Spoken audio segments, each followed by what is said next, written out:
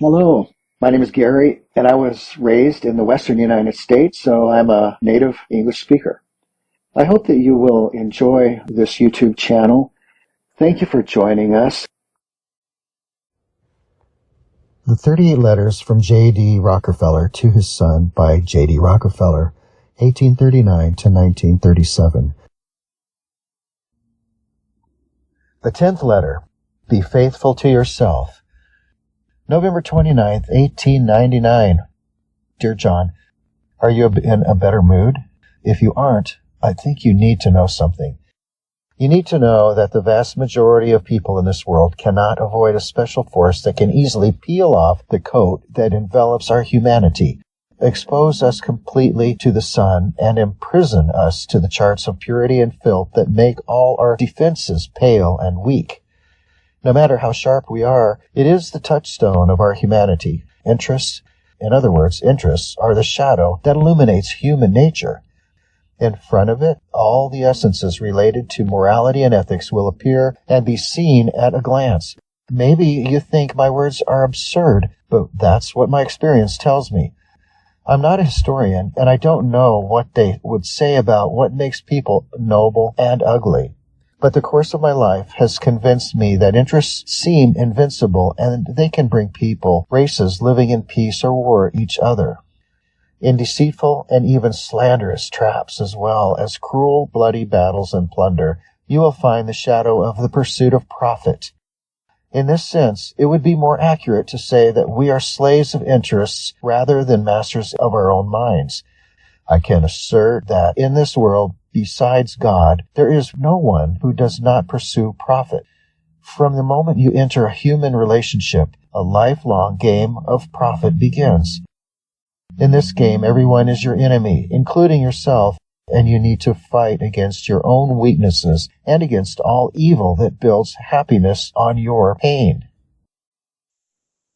So when I see through all this, I always adhere to the principle that I may deceive my enemies, but never deceive myself. Fighting back against an enemy who is shooting at me will never trouble my conscience. Don't misunderstand, son. I have no intention of painting our world as gray, oppressive, and sad. Truly, I long for friendship, sincerity, kindness, and all the good emotions that nourish my soul, and I believe that they must exist. Unfortunately, in the market that pursues fame and fortune, it is difficult for me to get such satisfaction, and I am often betrayed and deceived. To this day, I still clearly remember the unforgettable feeling of being tricked several times. One of the most heartbreaking scams happened to me in Cleveland. At that time, the oil refining industry was almost unprofitable due to overproduction, and many refiners had fallen to the brink of bankruptcy.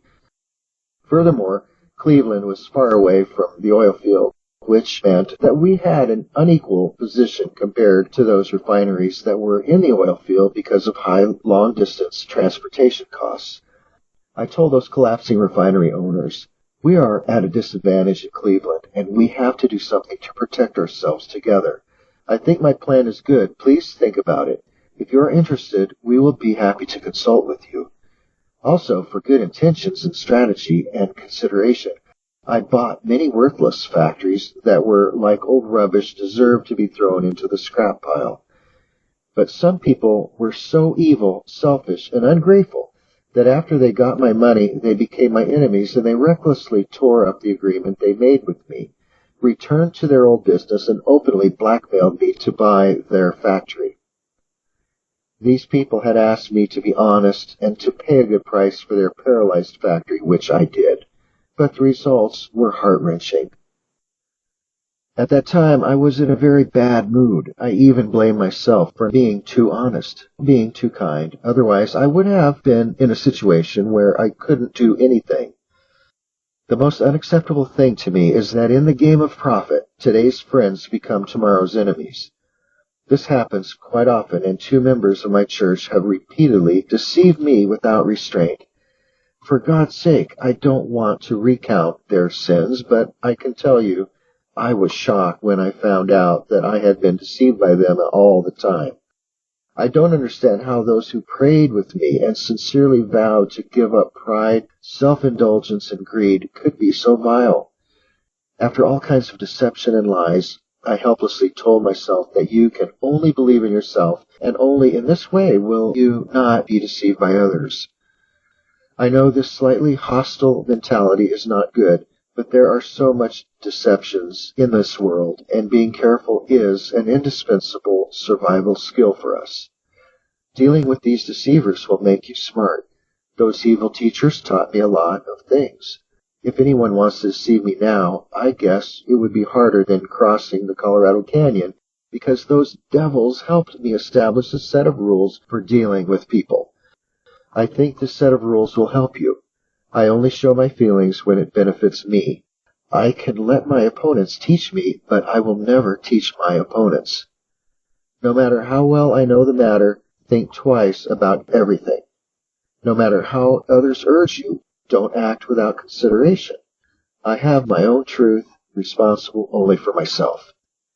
Be careful of those who ask me to be sincere. They are trying to get benefits from me.